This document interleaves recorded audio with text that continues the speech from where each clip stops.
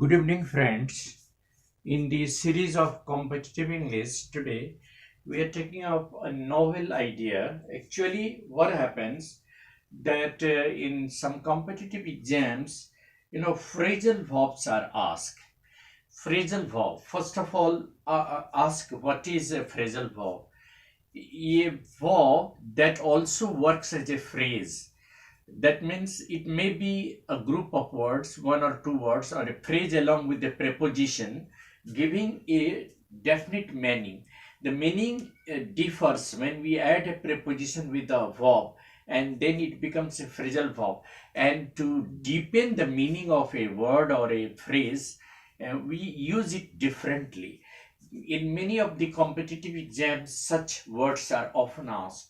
Today we shall be taking 8 or 10 such words and we'll be giving examples how we can beautify.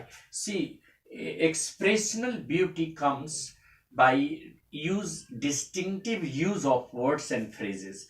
Phrasal verbs enhances the ability of expression and beautify the expressional output.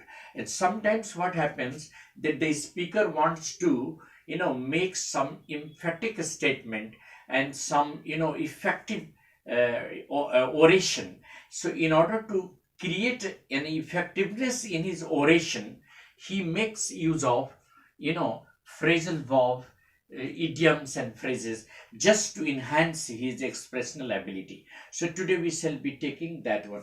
Let us take the first one. Look up to admire. Generally what happens, we make use of the phrase look up to.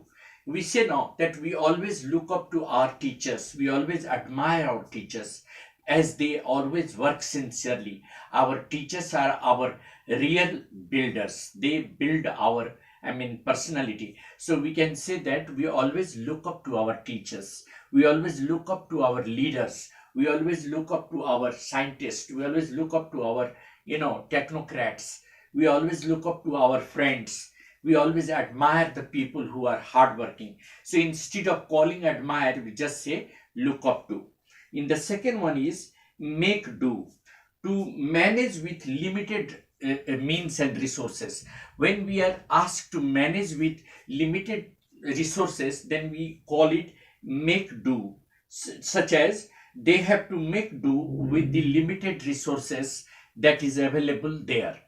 We have to make do with the limited time we have been given for our career. Third one is make out. Make out is a very common phrasal verb, and generally while expressing our views, our discussions and interaction, we always say that, well, are you able to make out the meaning of what I said?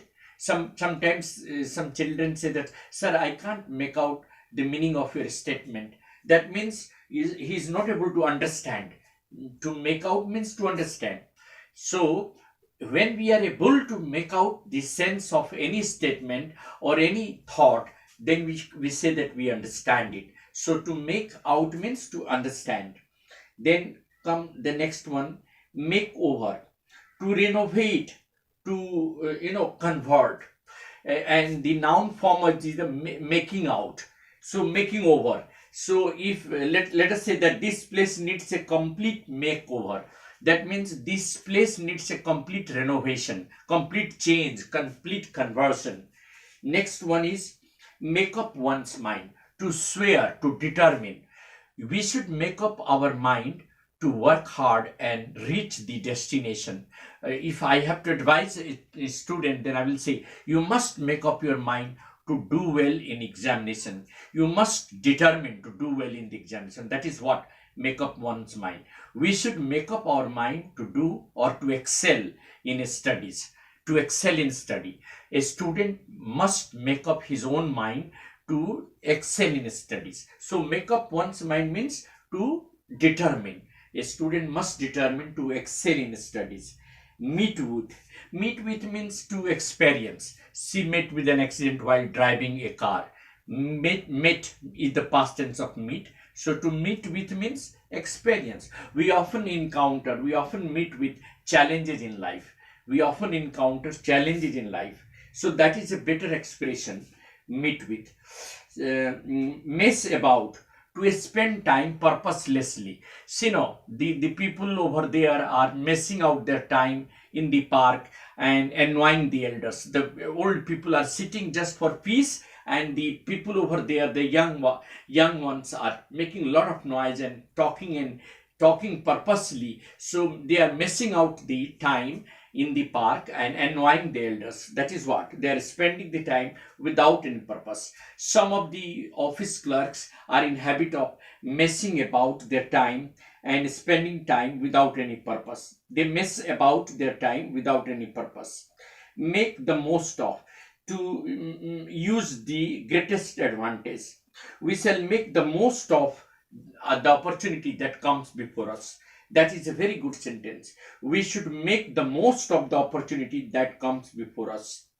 And students should always make the most of the opportunity that comes before us. So we have now today elaborated the phrasal verb that generally we use to beautify our expression. Now we are continuing some of the prepositional phrases and some preposition. Abhorrent to, causing or deserving a strong dislike. There are certain things that are not liked by us, so we will say that this matter is abhorrent to our audience. Access to reach. Nowadays everybody has an access to computer. That means everybody can reach computer. So instead of saying everybody can reach computer, we should say we can access to computer. Another way of that, there are some people who have an access to the ministers. उनकी पहुंच ministers तक है. Accused of, charged of. The criminal was accused of murder. He took leave of. See, this actually is generally mistaken. So when somebody says that he took leave of 4 days, be sure that there is a prepositional error. The right answer is he took leave for 4 days. He took leave for 4 days. Never say leave of. Children should always listen the advice of their elders. This is wrong. Listen is always followed by to. Children should always listen to the advice of their elders. Listen is always followed by the preposition to. Listen never comes without any preposition.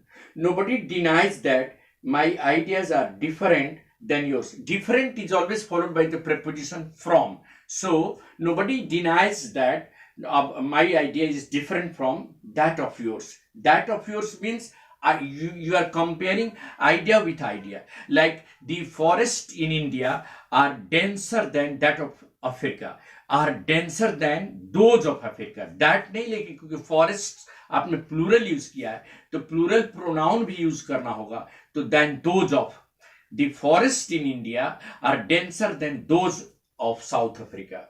The children of this school are far more intelligent than those of that school. Those of children, plural you are comparing. अगर singular करेंगे तब that लगेगा. जैसे the cloth that is sold in this shop is better than that of that shop. This shop, that shop. You are comparing cloth, singular.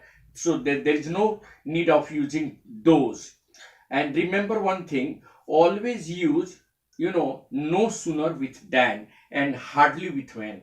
But remember, whenever we use no sooner, the structure goes like this: no sooner plus auxiliary plus subject plus verb, then than, and then another clause. Like no sooner did he see me than he ran away. जैसे ही उसने मुझे देखा वहां से वो चला गया.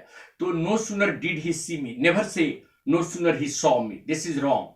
No sooner did he see me. Auxiliary past tense में did होता है. No sooner did he see me than he ran away. जैसे no sooner had the manager seen the chief director than he came with his file. So no sooner is always followed by than, and hardly is always followed by when. Hardly did he come to the station when the train arrived. Hardly had he reached the station when the train arrived. So always use hardly had, do not use subject before auxiliary. Always use auxiliary first, then the subject. Hardly had he reached the station when the train arrived.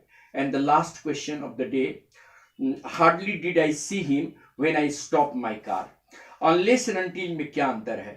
There is a difference between until and unless. Until is always time oriented and unless is always conditional. जैसे unless you work hard you will not succeed. This is conditional.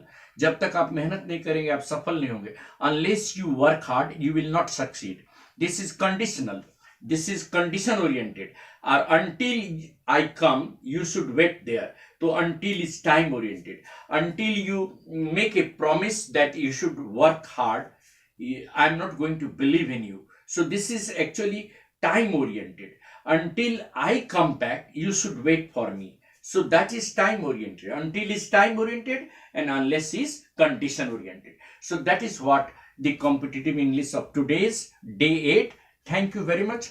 I am sure this will help the examinees who are appearing for a staff selection commission and other banking exam, because these phrasal verbs are often asked in exam. I am sure the discussions today I took over and that will make a sense for all those who are aspiring to appear in competitive exam. Thank you. This is Mr. Edising on Easy English by Edising, the channel, your own channel. Thanks.